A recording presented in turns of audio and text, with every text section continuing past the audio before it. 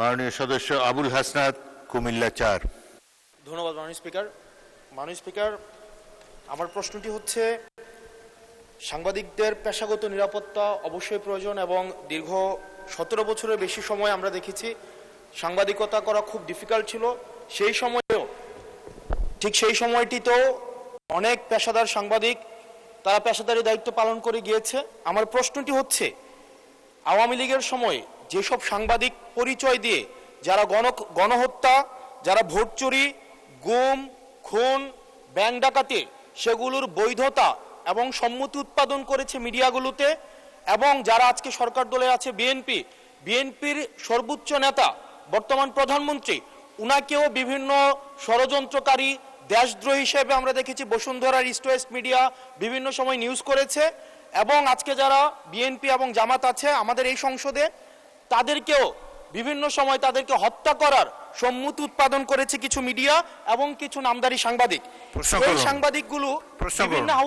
এই সাংবাদিকগুলোকে বিভিন্ন হাউজে আবার এখন বর্তমানে পুনর্বাসন করা হচ্ছে। এই জুলাইয়ের পরে এখন টিভি থেকে জুলাইয়ের পক্ষের যারা সাংবাদিক ছিল তাদেরকে বের করে দেওয়া হয়েছে, সময় টিভিকে দখল করা হয়েছে।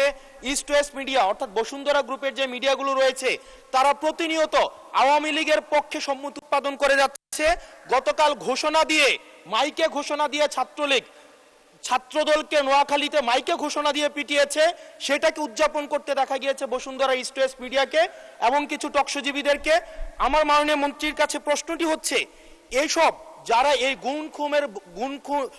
গুম খুনের বৈধতা উৎপাদন করেছে, ভোট চুরির বৈধতা উৎপাদন করেছে, গণতন্ত্রের পক্ষে যারা ছিল তাদেরকে হত্যাযোগ্য করে তোলা হয়েছে।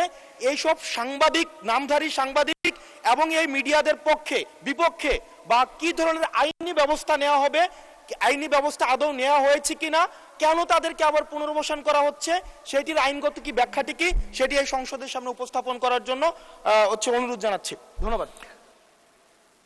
মাননীয় মন্ত্রী, কি ব্যবস্থা নিচ্ছেন এইসব সাংবাদিকদের বিরুদ্ধে সেটি জানতে যাচ্ছি। মাননীয় স্পিকার, আপনাকে ধন্যবাদ।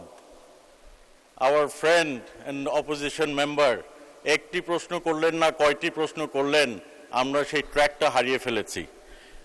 আমরা একটি কথা বলতে চাই, গণমাধ্যমের স্বাধীনতা রয়েছে, তবে দেশের প্রচলিত আইন অনুযায়ী সকল যারা এই গণতন্ত্র সমুন্নত রাখার বিপক্ষে কাজ করবে, গণতন্ত্র ধূলিসাৎ করার কাজ করবে, কোনো সন্ত্রাসের কাজ করবে, সে যেই হোক, সে আইনের ঊর্ধ্বে না, তার বিরুদ্ধে প্রচলিত আইনে ব্যবস্থা নেওয়া হবে। সেটি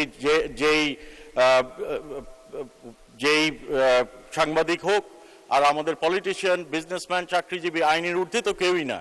কাজেই কেউ যদি আইনের বিপক্ষে কাজ করে তার বিরুদ্ধে বাংলাদেশ জাতীয়তাবাদী দলের নেতৃত্বে যে সরকার গঠন হয়েছে, মাননীয় প্রধানমন্ত্রীর নেতৃত্বে যে সরকার গঠন হয়েছে, সেই বিরুদ্ধে নিশ্চয়ই প্রচলিত আইনে ব্যবস্থা গ্রহণ করা হবে।